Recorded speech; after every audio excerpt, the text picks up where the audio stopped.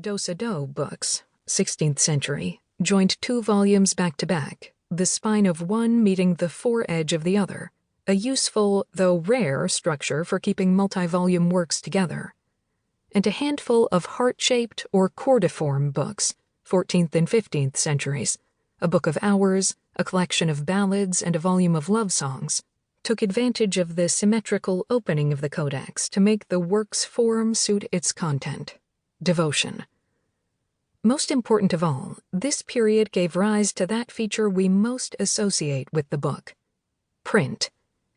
When the codex moved beyond the monastery, notions of authorship gradually changed as well, since monastic scribes were not seen as originators of the ideas they put on the page, but workmen transcribing cultural knowledge.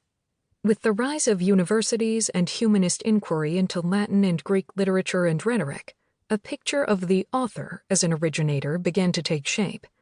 This shift, coupled with mechanization, would prove instrumental to reframing the book as content rather than object, its form a mere vessel for the information it contained. Starting the presses. As codex books became private items rather than shared objects experienced publicly, copyists simply couldn't keep up with the demand.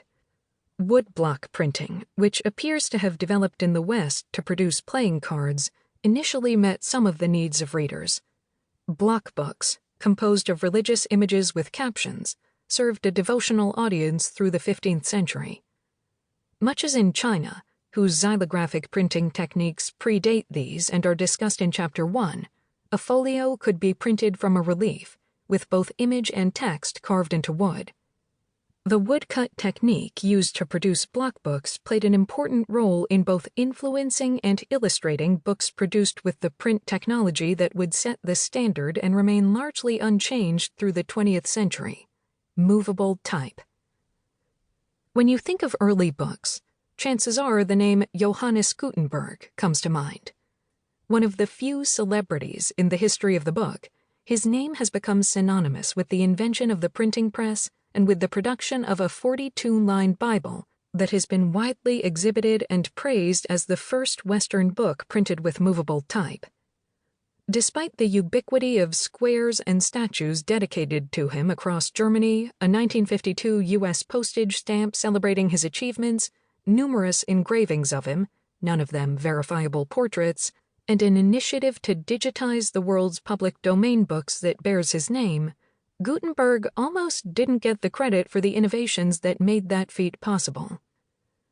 Much of what we know about Gutenberg's work comes from the accounts of a 1455 trial with Johann Fust, the press's financier, whose 2,026 gulden investment, including interest, Gutenberg failed to repay.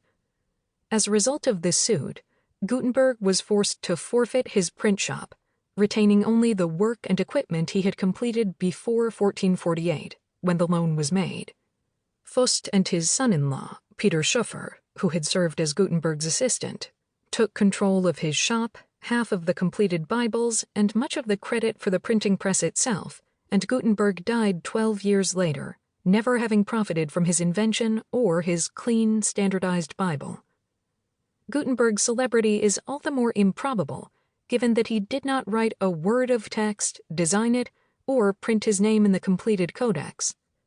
To make printing possible, Gutenberg had to develop a wooden screw press based on those used for olive oil and wine, movable type created from molds, and an oil-based ink that could adhere to metal.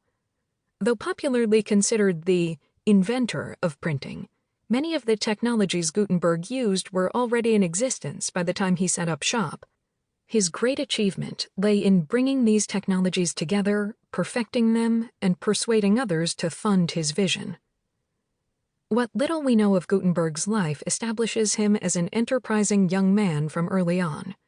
Born around 1400 into a wealthy family in Mainz, Germany, he lived for a time in Strasbourg, where his ventures included gem polishing, producing and selling mirrors to pilgrims, and perhaps beginning work on type and the press.